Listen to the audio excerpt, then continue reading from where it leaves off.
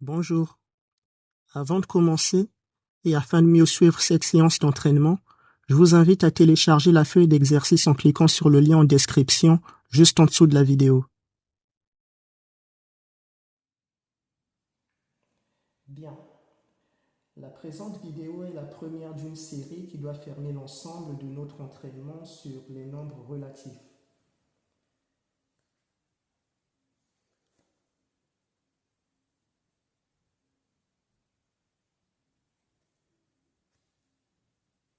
Il va s'agir ici de faire une petite introduction théorique, une sorte de bref rappel du cours, histoire d'échauffer un peu notre cerveau avant de passer effectivement aux applications, aux choses sérieuses.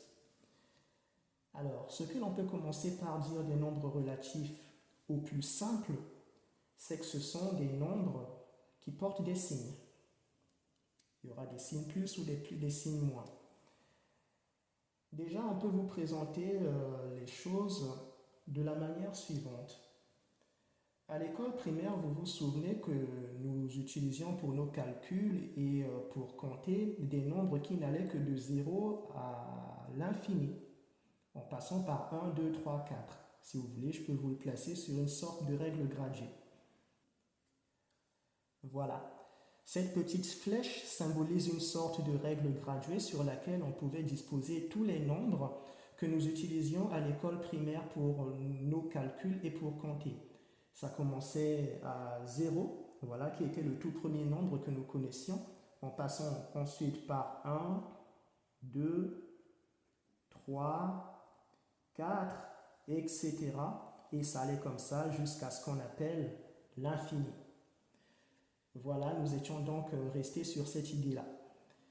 Et aussi, on nous disait à cette même époque que pour faire certaines opérations de soustraction, eh bien, je vais prendre pour un exemple concret l'opération 3 moins 5, eh bien, nous ne savions pas le faire à cette époque. On nous disait d'ailleurs que c'était impossible.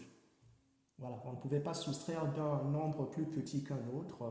Enfin, je voulais dire qu'on ne pouvait pas soustraire à un nombre plus petit un nombre plus grand. Mais ça, c'était à l'école primaire. Aujourd'hui, nous avons grandi, nous sommes un peu plus haut que ça, et nos professeurs nous apprennent que ce qui valait à cette époque-là, eh ben, va évoluer. Ce n'était pas que c'était impossible à faire cette opération-là, c'était juste que nous étions encore trop jeunes pour faire plus que ça.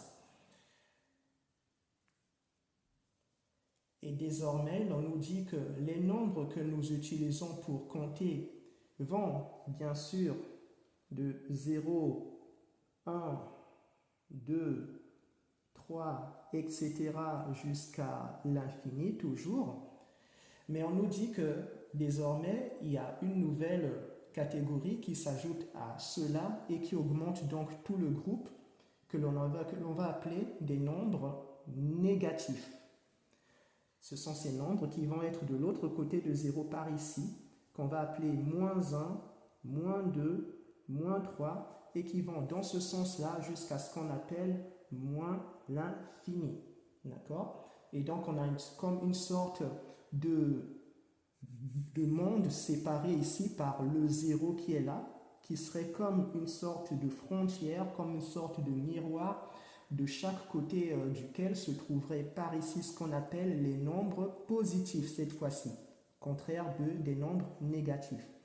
Et les nombres positifs sont écrits ainsi parfois sans signe, mais la plupart du temps ils porteront un signe plus, le contraire du signe moins. Donc l'on comprend par là que les nombres positifs peuvent s'écrire de deux façons, soit sans signe, soit avec un signe plus. C'est important. Les nombres négatifs, eux, par contre, ils doivent toujours être écrits avec leur signe pour bien les reconnaître. Aussi, l'on peut rajouter, au regard du sens de la flèche qui est là, que le sens de croissance des nombres est de la gauche vers la droite. Ce qui signifie que lorsqu'on prend un nombre qui est 3 par exemple, eh bien tous ceux qui sont par ici à gauche sont plus petits que ce 3. Et tous ceux qui seront plus à droite de ce 3 seront tous plus grands que ce même 3. Et donc ça nous amènera à dire des choses comme, eh bien, que 3 est supérieur à 1. Ça, c'est bien connu, c'est un exemple. Mais en ce qui concerne les nombres négatifs, eh bien, toujours en fonction de cette logique, on viendra à dire que moins 1, par exemple, sera considéré comme plus grand que moins 10, n'est-ce pas? Toujours en respectant ce sens de croissance, car moins 10 serait situé quelque part par ici, si l'on veut. Et donc, je place. Et donc, comme tous ceux qui sont plus à droite sont plus grands que ceux qui sont plus à gauche, eh bien, il va falloir s'habituer à cette nouvelle vision de voir qu'un nombre en apparence petit, comme moins 1, est en fait plus grand que moins 10. Et là, je vais vous parler d'un terme qui va revenir très souvent dans les résolutions d'exercices que nous ferons ensemble. Ça va être le terme de valeur absolue. Je parlerai de temps en temps de nombres pris en valeur absolue. Cela signifiera quoi? Cela signifiera que je parlerai de nombres sans tenir compte de leur signe. Pour ce qui est de plus 1 ou de moins 1, n'est-ce pas? Lorsque je dirai prendre les nombres en valeur absolue, eh bien, ce sera faire comme si leur signe n'existait pas. Donc, ce sera juste considérer 1 et 1. Si je parle de plus 1 et de moins 10, lorsque je dirai prendre les nombres en valeur absolue, eh bien, ce sera juste considéré pour celui-ci 10 et pour celui-là juste 1, comme tout à l'heure, n'est-ce pas? Voilà, ce sera très important pour comprendre la suite des choses. Et justement, pour la suite des choses, nous parlerons de comment effectuer des additions et soustractions entre nombres relatifs. Et un peu plus loin, dans notre entraînement, nous parlerons des multiplications et de divisions entre ces mêmes nombres relatifs. Et enfin, pour préparer à ce que nous ferons dans les exercices, il va falloir distinguer deux situations précises en ce qui concerne les opérations d'addition et de soustraction entre nombres relatifs.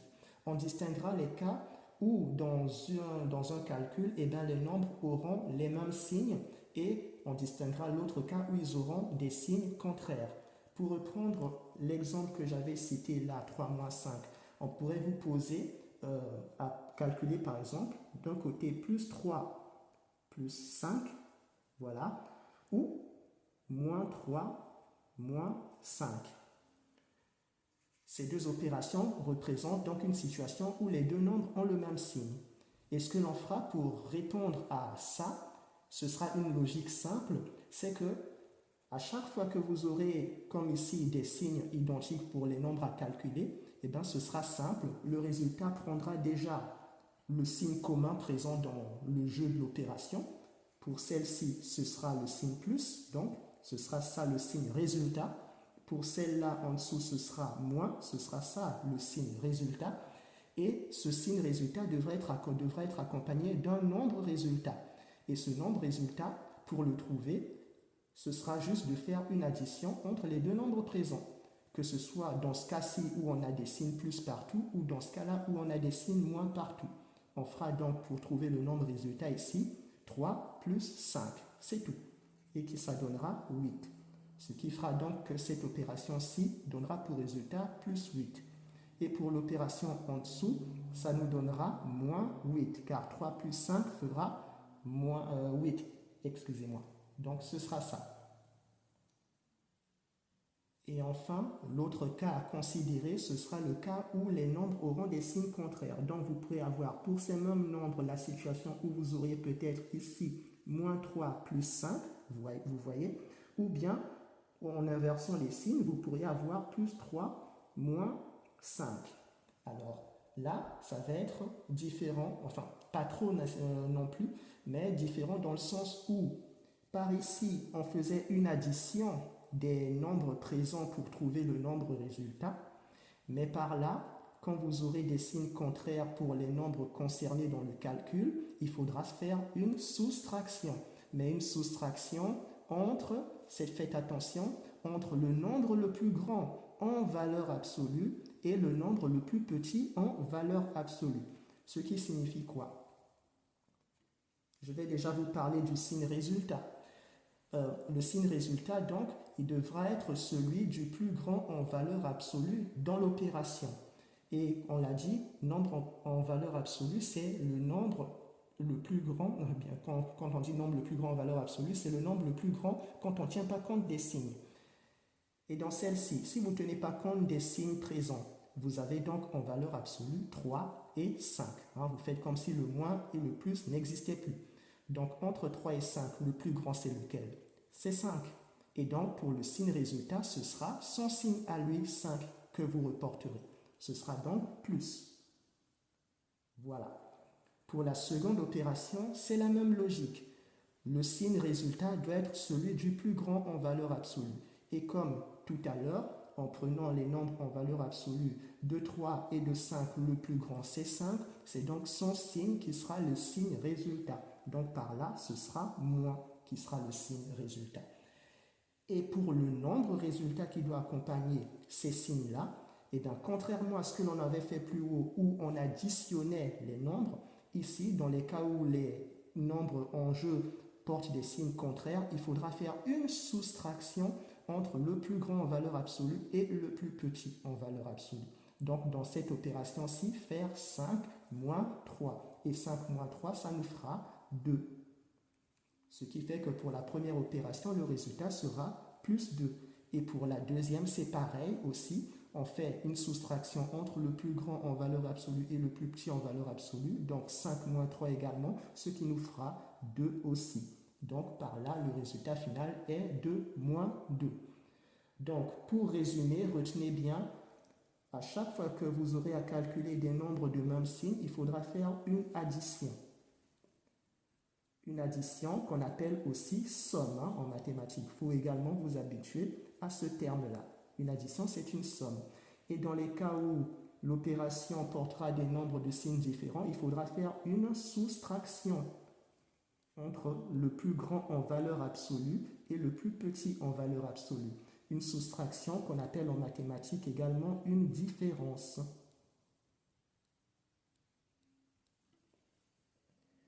Et voilà, c'est bon pour les rappels théoriques. Je pense que nous pouvons dès à présent passer aux choses sérieuses et attaquer la planche d'exercices que nous nous sommes donnés de faire ensemble. C'est parti.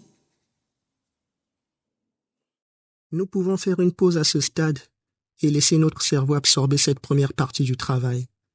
Simplement, n'attendons pas trop longtemps et revenons dans quelques minutes ou quelques heures pour la suite. Et en attendant, si vous appréciez ce modeste travail, vous pouvez l'encourager si vous le souhaitez en vous abonnant à la chaîne, en likant ou en postant un petit commentaire. À bientôt, j'espère.